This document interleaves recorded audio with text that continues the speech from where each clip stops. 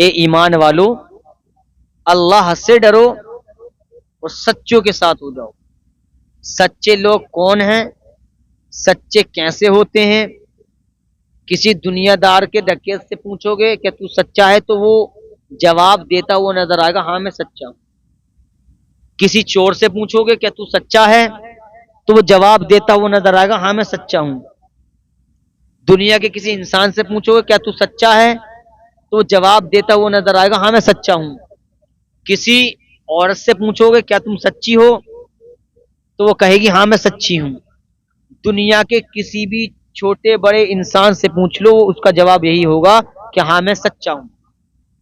لیکن میں نے کسی انسان سے نہیں پوچھا کہ سچا کون ہے، میں نے کسی بادشاہ سے نہیں پوچھا کہ سچا کون ہے، میں نے کسی وزیر سے نہیں پوچھا کہ سچا کون ہے، میں نے کسی ودھایک سے نہیں پوچھا کہ سچا کون ہے، میں نے کسی چیئرمین سے نہیں پوچھا کہ سچا کون ہے، میں نے کسی پردھان سے نہیں پوچھا کہ سچا کون ہے، میں نے کسی ممبر سے نہیں پوچھا کہ سچا کون ہے، میں نے اپنے دوست سے نہیں پوچھا کہ سچا کون ہے، میں نے پوچھا تو قرآن سے پوچھا، میں نے قرآن سے پوچھا اے قرآن تو ہی بتا دے کہ سچا کون ہے۔ تو اللہ تعالیٰ کا قرآن سورہ نساء میں 5ویں سپارے میں ارشاد فرما رہا ہے من النبیین والصدیقین والشہداء والصالحین۔ پیارے مسلمانوں پتہ چلا نبیین بھی سچے ہیں، صدیقین بھی سچے ہیں، شہداء بھی سچے ہیں، صالحین بھی سچے ہیں، غوث اعظم بھی سچے ہیں، خواجہ بھی سچے ہیں، مخدوم اشرف جہانگیر بھی سچے ہیں، اعلی حضرت بھی سچے ہیں، مدار العالمین بھی سچے ہیں، صابر پاک بھی سچے ہیں،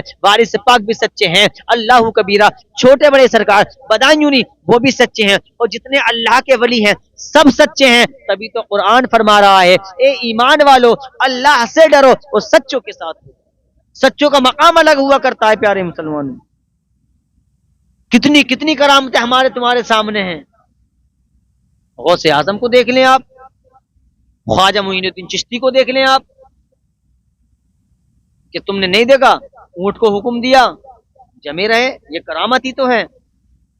صابر پاک کی بارگاہ میں چلے جائیں آپ کھڑے رہے 12 سال تک کچھ نہیں کھایا، یہ بھی کرامت ہے۔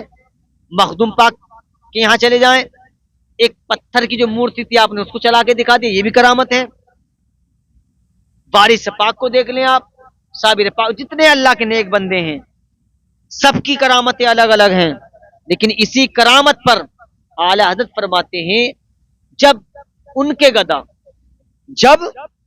گدا بھر دیتے ہیں شاہانہ زمانہ کی جھولی، ارے محتاج کا جب یہ عالم ہے تو مختار کا عالم کیا ہوگا، محتاج کا جب یہ عالم ہے تو مختار کا عالم کیا ہوگا۔ یاد رکھیں جو اللہ کا محبوب ہو جاتا ہے اور اللہ تعالیٰ جسے اپنا دوست اور محبوب بنا لیتا ہے تو یاد رکھنا جو اللہ تعالیٰ کا بندہ اللہ سے ڈرنے لگتا ہے پھر دنیا اس اللہ والے سے ڈرنے لگتی ہے، پھر دنیا اس اللہ والے سے ڈرنے لگتی ہے۔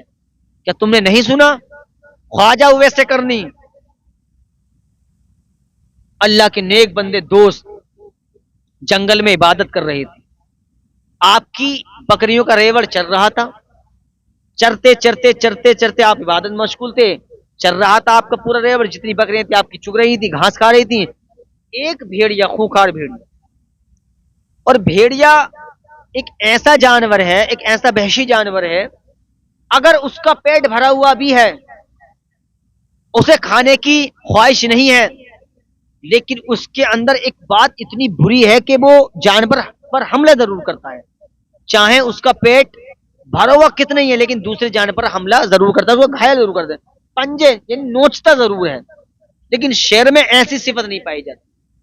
بتاتے ہیں اگر شیر کا پیٹ بھرپور بھرا ہوا ہو جتنا وہ کھانا کھاتا ہے تو پھر شیر کے ساتھ آپ ٹہل بھی سکتے ہو۔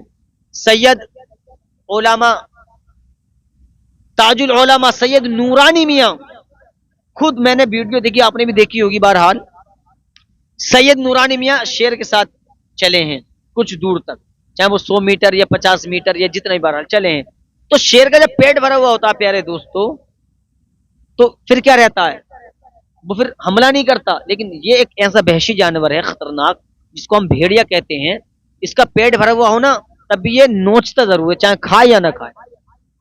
آگے بڑھیں، ایک بھیڑیا خواجہ اویس کرنی کی بکریوں کی طرف کو گردن گھما گھما کر دیکھ رہا تھا.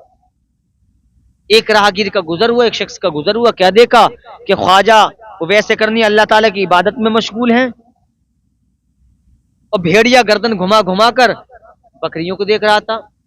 قریب آیا، عرض کی حضور آپ عبادت میں مشغول تھے، آپ عبادت میں مشغول تھے. عرض کی حضور یہ بھیڑیے سے کیا آپ کو ڈر نہیں لگتا؟ تو کہا سن، یہ میری بکریوں کو اس لیے دیکھ رہا ہے کہیں اور کوئی جانور اس پر حملہ نہ کر دے. یہ میری بکریوں کو اس لیے نہیں دیکھ رہا کہ یہ کھائے، بلکہ میری بکریوں کی حفاظت کر رہا. آ گئی وہی بات، جو اللہ کے محبوب بندے ہو جاتے ہیں، چاہے وہ جانور ہو یا پھر کوئی ہو، پھر ہر ایک شخص، ہر ایک جانور پھر اس اللہ والے سے ڈرنے لگتا. اس لیے یاد رکھیں، اللہ والوں سے وابستہ رہیں. لیکن اللہ والوں سے وابستہ رہنے کے لیے ہمیں سب سے پہلے کیا کرنا ہے؟ ہمیں سب سے پہلے نمازوں کی پابندی کرنی ہے. ہمیں اللہ اور اللہ کے رسول کو راضی رکھنا ہے اور ہمیں سچوں کا ساتھ پکڑنا ہے.